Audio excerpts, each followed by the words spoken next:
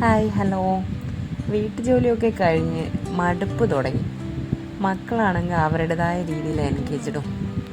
എന്താ ചെയ്യാന്ന് ആലോചിച്ചിരുന്നപ്പോഴാണ് എന്തെങ്കിലും ഒരു ക്രാഫ്റ്റ് ചെയ്താലോ എന്ന് തോന്നിയത്.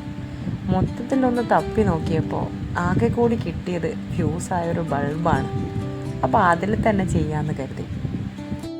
അതിൻ്റെ അല്ലറ ചില്ലറ സാധനങ്ങളൊക്കെ കയ്യിൽ തന്നെ ഉള്ളതുകൊണ്ട് വലിയ ബുദ്ധിമുട്ടൊന്നും ഉണ്ടായിരുന്നില്ല. പെയിൻറ്റും ബ്രഷും അല്ലറ ചില്ലറ സാമഗ്രികളൊക്കെ കയ്യിൽ തന്നെ ഉണ്ട്. മുന്നേ ഇതൊരു ഹോബി ആയിരുന്നല്ലോ. അപ്പോൾ ബൾബിനെ ഒന്ന് തട്ടിക്കൂട്ടി 2 കഷ്ണങ്ങളാക്കി അതിനെ ഒന്ന് വെളുപ്പിച്ചെടുത്തു. ആദ്യം ഒരു വൈറ്റ് കോട്ടിംഗ് ആണ് കൊടുത്തത്. പെയിൻറ്റിൽ ഫാബ്രിക് പെയിൻ്റാണ് യൂസ് ചെയ്തത്. വൈറ്റ് കോട്ടിംഗ് കൊടുത്ത് 2 പീസ് ബൾബിനെയും സെറ്റാക്കിയതിന് ശേഷമാണ് അതിൻ്റെ യഥാർത്ഥ കളർ കോഡ് കൊടുത്തത്. കളർ കോഡ് എന്ന് പറയുമ്പം പ്രത്യേകിച്ചൊന്നുമില്ല. ഇപ്പോൾ പ്രധാനമായും വാട്ടർമെലൺ അഥവാ നമ്മുടെ വത്തക്ക സീസണാണല്ലോ. അപ്പോൾ വത്തക്കയുടെ കളർ തീം തന്നെയാണ് ഞാനും കൊണ്ടുവന്നിരിക്കുന്നത്. അപ്പം എങ്ങനെ കൊടുക്കും എന്നതൊരു കൺഫ്യൂഷനായിരുന്നു. കാരണം ബേസ് കൊടുക്കണോ ടോപ്പിൽ കൊടുക്കണോ, പിന്നെ മൊത്തത്തിൽ ചെയ്ത് വന്നപ്പോൾ അത് വിചാരിച്ചതിനേക്കാളും ഉഷാറായി എന്നാണ് എനിക്ക് തോന്നുന്നത്. വൈറ്റ് കോട്ടിങ്ങിന് ശേഷം ഡയറക്റ്റ് കളർ തന്നെയാണ് അപ്ലൈ ചെയ്തത്. ഒന്നിൽ റെഡ് കളറും ഒന്നിൽ ഗ്രീൻ കളറും. അതാണല്ലോ ബത്തക്കയുടെ മെയിൻ ബേസ് വരുന്നത്. പിന്നെ ബ്ലാക്ക് വെച്ചിട്ടൊരു ചെറിയൊരു ഔട്ട്ലൈൻ മൊത്തത്തിൽ ചെയ്തെടുത്തപ്പോൾ ബത്തക്കയാണ് അല്ലെങ്കിൽ വാട്ടർ മെലണാണെന്നൊന്നും പറയാൻ പറ്റില്ലെങ്കിലും ഒരു ഡെക്കറേഷൻ ലാമ്പ് അല്ലെങ്കിൽ ഒരു നമ്മുടെ തഞ്ചാവൂർ പാവയുടെ ഒക്കെ സ്റ്റൈലാണ് എനിക്ക് കിട്ടിയത്. ഞാൻ ആദ്യം ഉദ്ദേശിച്ചത് ഒരു മഷ്റൂം സ്റ്റൈലായിരുന്നു. അതായത് മഷ്റൂം ടൈപ്പ് ഉണ്ടാക്കാമെന്നായിരുന്നു.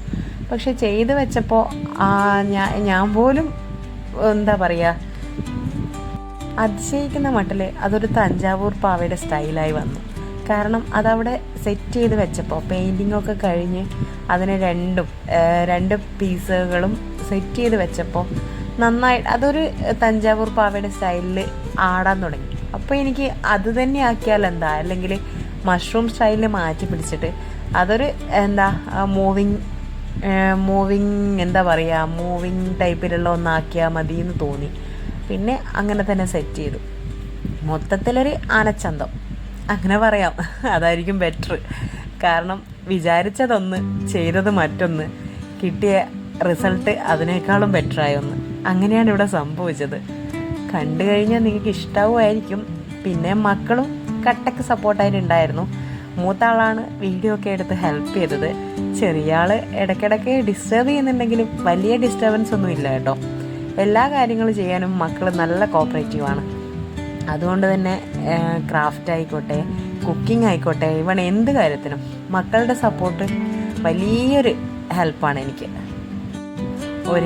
ഒരുക്കാനും പെൺകുട്ടികൾക്കാണല്ലോ താല്പര്യം ഉണ്ടാവുക. അപ്പോൾ ഇങ്ങനത്തെ വർക്കുകളും അവർക്ക് പെയിൻറ്റിങ്ങിനോടൊക്കെ താല്പര്യം കാണുന്നുണ്ട്.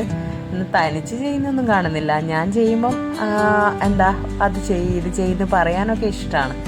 തനിച്ച് ചെയ്യാനുള്ളൊരു വന്നില്ല എന്ന് തോന്നുന്നു. എനിവേ പറഞ്ഞ് കാട് കയറുന്നില്ല. ചെയ്ത വർക്ക് ഇഷ്ടമായിട്ടുണ്ടെങ്കിൽ എല്ലാവരും ഒന്ന് കമൻസ് അറിയിക്കണേ. ഒന്ന് ചെയ്ത് നോക്കട്ടോ. പോയ ബൾബ്, ഫ്യൂസായ ബൾബ് എല്ലാ വീട്ടിലും കാണും. അപ്പോൾ അത്യാവശ്യം വേണ്ടത് ഒരു പെയിൻറ്റ് ബ്രഷും പെയിൻറ്റുമാണ്. ഇത് രണ്ടും ഉണ്ടെങ്കിൽ നമുക്കും ഒരു ക്രാഫ്റ്റ് വർക്ക് ചെയ്യാവുന്നതേ ഉള്ളൂ. എല്ലാ കാര്യത്തിലും എക്സ്പീരിയൻസിൻ്റെ ഒന്നും ആവശ്യമില്ല. ഇതൊക്കെ മനസ്സിൽ ചെറിയൊരു ഐഡിയ തോന്നിയപ്പോൾ ചെയ്തു എന്നേ ഉള്ളൂ. അല്ലാതെ വലിയ ക്രാഫ്റ്റ് വർക്കാണെന്നൊന്നും ഞാനും പറയുന്നൊന്നുമില്ല. എല്ലാവരും നമ്മൾ വേസ്റ്റായ സാധനം കൊണ്ട് പലപ്പോഴും നമുക്ക് നല്ല കാണാൻ ഭംഗിയുള്ള സാധനങ്ങൾ ഉണ്ടാക്കാൻ പറ്റും. അതിനൊരു എക്സാമ്പിളാണിത്. കാരണം വലിച്ചെറിഞ്ഞൊരു സാധനമായിരുന്നു. അതിനെ ഞാനൊന്ന് പൊടി തട്ടി എടുത്ത് 2 പീസാക്കി അതിൽ കുറച്ച് പെയിൻറ്റും എൻ്റെതായ രീതിയിലുള്ള ഒരു ഡെക്കറേഷൻസൊക്കെ കൊടുത്തപ്പോൾ ഭംഗിയുള്ളൊരു ഒരു ഡെക്കറേറ്റീവ് ഐറ്റമായിട്ട് എനിക്ക് തോന്നി. നിങ്ങൾക്ക് തോന്നിയിട്ടുണ്ടെങ്കിൽ കമൻസ് അറിയിക്കണേ. Thanks for watching my video.